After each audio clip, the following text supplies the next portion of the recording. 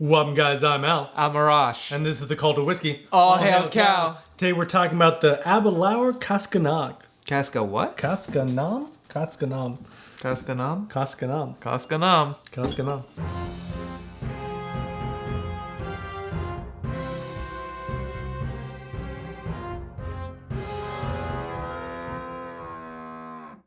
Welcome back. So today's whiskey is a Speyside single malt. It's a non-age statement whiskey, but we know it's about 5 to 8 years in reality, but they've been known to even use 25-year-old whiskey in this. It's 48% ABV, it's non-chill filtered, there's no E150 attitude, so it's natural coloring, and it's triple cask matured, that's American and European sherry oak, as well as American ex-bourbon casks that were first fill and second fill. Wow, this sounds really exciting. Guys, as you know, we've been trying the Aberlour lines for a little bit. We tried a 12-year-old, and I personally thought it was a little bit light on the touch, and I dubbed it the wines of whiskey. Yeah. We tried the Alba, and it was a really tasty one, but we thought it was a little bit overpriced for what it was offering. And finally, the Abunadh, which was really good, although it kicked my behind really nicely. It was delicious, and considering the cask strength, it provided a lot of complex flavors. So I'm really curious to see how this uniquely named whiskey is going to taste, especially since it's only 48% ABV and non-cask strength. Let's take a pour. Let's do it. History time. Located in the heart of Speyside, Aberlour is a staple of sherry cask matured Scotch. This bottle's name, Casg Annamh, is Gaelic for rare cask and refers to the limited number casks carefully selected for this beautiful dram. Aberlour takes great pride in their cask selection. In fact, they've been harvesting Oloroso sherry casks in the same region of Spain for over 30 years. For more history and info on Aberlour, check out our other Aberlour videos linked below. All right, let's take a look at the nose. Off the bat, it's a little bit floral. Yeah, I'm just getting those raisin notes that I would usually get for sherry. I'm getting like honey, butterscotch, those same like plums. Maybe even a little bit of molasses sugar, kind of. Yeah, I'm not getting as much floral. No, just the initial whiff of it was very floral at first, but that died down quite a bit. Maybe it was the initial vapors coming out. There's a bouquet of flowers over there in the corner. That could have been it. It was my anniversary a week ago, so there's flowers over there. I hope she bought you whiskey. Me too. It has a sweetness to it. Oh yeah, it's super sweet, syrupy, like molasses. It really has a dark, Yeah. sweet, slow pouring molasses smell associated to it. Super sweet for me, but not overpowering. Definitely not like a high alcohol vapor. No. And again, I'm just getting those like thick. Yeah, like, and you're still getting like those grapes and like raisin, dark fruit notes. Shall we test the palate? Yeah, let's take a look at the palate. Cheers. I'm getting cinnamon on the palate. Dried fruits. Got a beautiful spice associated to it. Just permeates all over your mouth. Yeah. It's got. It's definitely not lacking for that ABV. That ABV is there. It may not be cask strength, but it's strong. Yeah, it's definitely strong. Potent. It's like cloves. It's like cloves in your mouth. Yeah, I want to say just the slightest hint of. It's not smoke or cigar, but I think the cloves with a mix of the molasses is giving up a close to a smoky note on my tongue, but not quite smoky. It's not peaty. It's not peaty. I think it's so strong that you're used to that note associating with a lot of your peaty tobacco. Yeah, that tobacco note.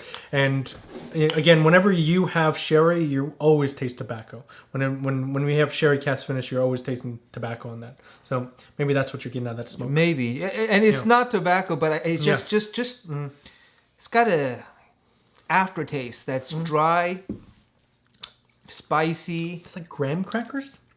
Cinnamon graham crackers. Yeah, like the cinnamon graham cracker. Brown sugar, like cinnamon sugar on top. And it's sweet, tasty. Strong though. It's got the sweetness of the 12, but it's got a bit of a kick-ass of the Abunadh or the Alba. Should we try this on the rocks? Yeah, let's go for it. Oh, and let's try some water first. Yes, please. Well, it definitely helped with that clove note. Like that spiciness is gone, and it warmed it up a little. It's honey. Yeah. honey. Yeah, you definitely get that honey. It's the molasses goes down a notch, but honey comes out quite a bit. Yeah, the toffee note is there.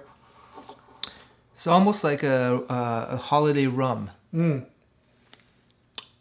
That's what it reminds me, almost like a holiday rum. This reminds me a lot of the Abunadh, because it reminds me of Christmas because of that cinnamon and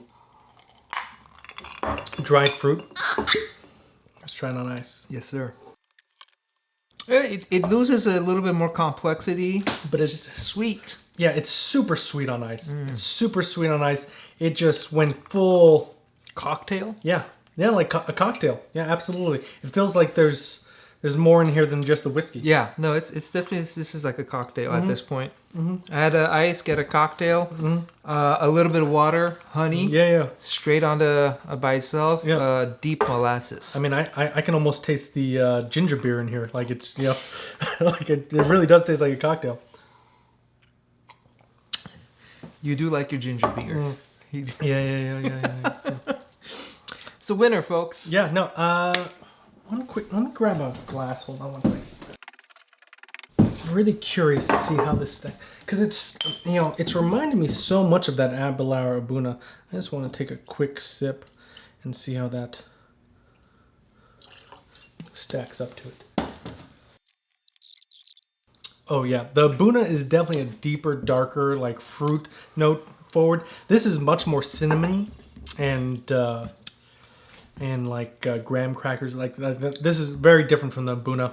Yeah, no, I don't know why you thought it was the same. Yeah, The well, Abunadh still is kicking my behind. Yeah, well, it's definitely stronger, but the Abunadh is Christmas, but it's just a different type of Christmas. This is still Christmassy to me because of that cinnamon note. But The Abunadh is Christmas when Santa Claus goes to the gym. This uniquely named whiskey that I don't want to pronounce in Cask case... Annamh. Thank you, Cask Annamh. Sounds like the end of the world, I swear to gosh. Yeah. But this is more like a traditional Christmas. You Yeah, know, yeah, ho, ho, ho. Yeah. I don't know. Ho, ho, ho. I'm getting swole, and you will too. It's gonna be a Merry Christmas. That's my review. You only get that type of review at the Cult of Whisky. Yeah. Very specific. So, what's the price point on this lovely Christmas whiskey, Al? It's actually a great price. It's about $60 to $70. Okay. And considering Aberlour Abunadh is more like 80, this is. I mean, it's a winner. That's an absolute winner. 48% ABV. It's not too overbearing, but still strong enough. And Yeah, I actually like this a little bit more than the Abunadh, because to be honest, the Abunadh still kicks my behind so hard. Yeah. It's I enjoy drinking it. I enjoy the flavors, but I don't enjoy getting my behind kicked. While this one is right up my alley with the complexity and the price point and the flavor. so, what shelf does it go on? You know, honestly, for me, this is a third to top shelf, especially if you have a collection. The bottle matches the rest of the collection really nicely. It's a very unique name. It's a unique whiskey, so I like to display it if possible. And that's why I would put it in, if you have a nice collection, put a top. If not, definitely third shelf. Yeah, I don't think it's complicated enough to sit with the gods on the top shelf, but definitely third shelf to second shelf for me. There's a good like 3 different notes on here, so you know, to get the third shelf, you know, 3 notes is good for me. There's that cinnamon and fruit and that molasses the sugariness. molasses sugariness. Yeah. So that's complicated enough to get to third shelf for me. Yeah, it was a lovely drink. Well, I guess that wraps us up. Today's toast is, may you live as long as you can. And never want as long as you live. All hail cow.